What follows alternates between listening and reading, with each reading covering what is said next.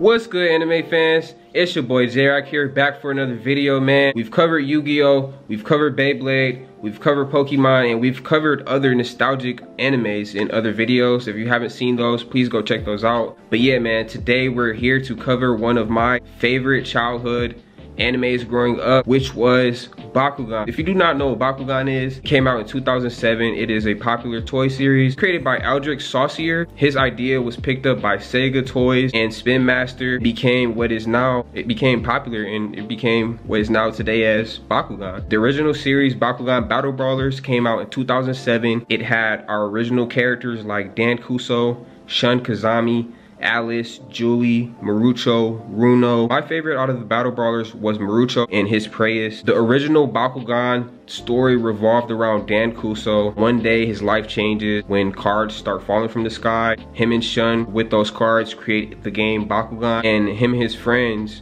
create a group called the Battle Brawlers. They are dragged into this battle where they have to help the Bakugan and save, you know what I'm saying, their home dimension called Vestroya. Bakugan, they're like aliens. They're from this world called Vestroya. Vestroya is their home, and they basically have to help the Bakugan in their home. And the final boss of this series, I remember, was Naga. He was like a ghostly skeleton type dragon. He basically served as Drago's like rival. I actually had the actual Bakugan for Naga. And then after the original series, we got the second series, which was New Vestroya. New Vestroya, the second series of Bakugan. 3 years have passed since the Battle Brawlers defeat Naga, like I said, the final boss. They said goodbye to the Bakugan. Drago actually gave up his body to become the perfect core, uniting the Bakugan's broken up homeworld and forming New Vestroya, and basically overseeing as its god, basically. I thought this was cool, but I also thought it was kind of sad, because it was kind of sad seeing my boy Drago go away from Dan and become like this godly figure. And then aliens are basically invading Vestroya, and they defeat all the Battle Brawlers original Bakugan, like Tigrera. All the original Bakugan are defeated at this time. I remember Tigrera gets defeated. Drago is freed from his role as the core, and he comes out in this new form. Not the original Drago that we know from the original series, but in a new form. And him and Drago go to help his friends save New Vestroya. I remember Spectra and his Helix Dragonoid. That was another rival for Dan in this series. The final villain for that series was Xenohold. We got the next series after that, which was Gundalian Invaders. I like this series personally. After the battle with Xenohold, they get helped by Rin. It's actually a Gundalian, and he was actually an alien. I remember it was weird because he was like helping him out, and he helped him to Earth, but then turns out he was part of the race of aliens that go and take over other planets. I remember he was trying to get the Bakugan Battle Brawlers help to go, and it's just a whole thing. It's just like a whole thing where you have to figure out who's on which side. And I really like this. I really like this series because I feel like it added something new to Bakugan. I feel like this was the series when they started adding cool new features like throwing. I remember they gave Dragonoid a jetpack.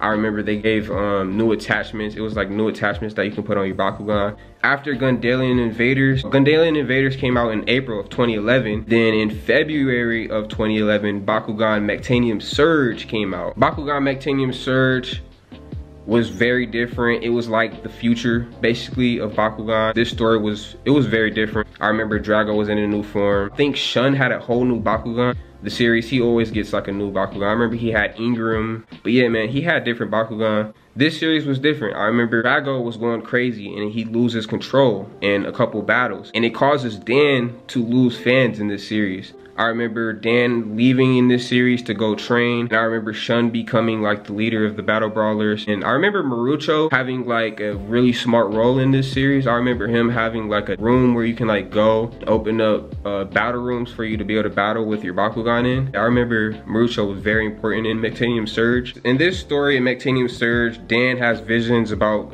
Gundalia, which was the place of the invaders of Vestroya originally, being attacked by Magmel.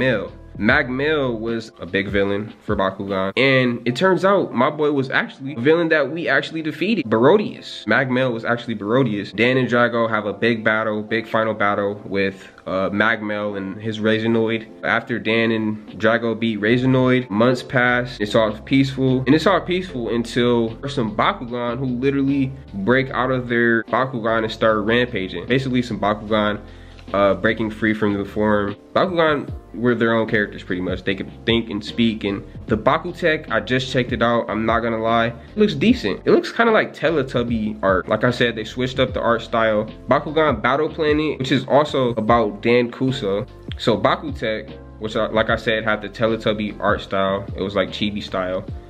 After Bakutech, we get another series called Bakugan Battle Planet, which had a whole new art style from Bakutech, completely different art style. Main character Dan Kuso. It's crazy because his name is Dan Kuso, but this time I feel like Bakugans in these series are a little bit different because it happens differently. Like Nuvastroya is now fused with Earth, so Bakugan are now just a normal part of Earth. It's just like a normal part of everyday life. But yeah, like I said, it has Dan Kuso in it.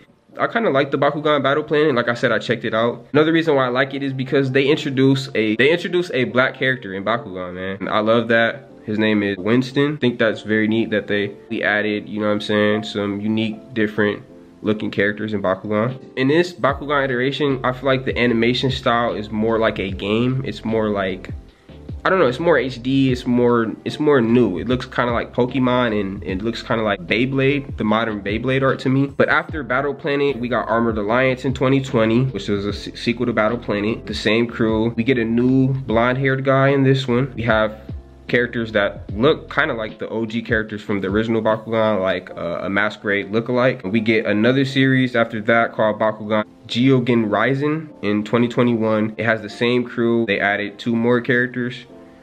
Then after that, 2022, we got Bakugan Evolutions, which like I said, is now just, these are now just sequels to Bakugan Battle Planet, like Vistroya was and Mectanium Surge and Gundalian Invaders was to Battle Brawlers. The 2023 Bakugan looks so animated. Like the Bakugan are very like game-like and they look very like a game, and then the anime art and the art for the actual Bakugan look completely different. They really went like a different way to animate Bakugan.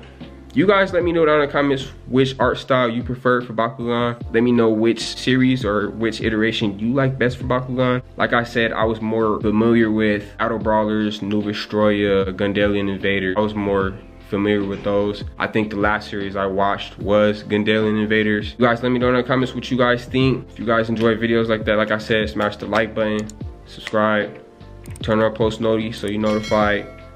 Yeah, man. I'll see you on the next video. Love you guys, and until the next video, you dig.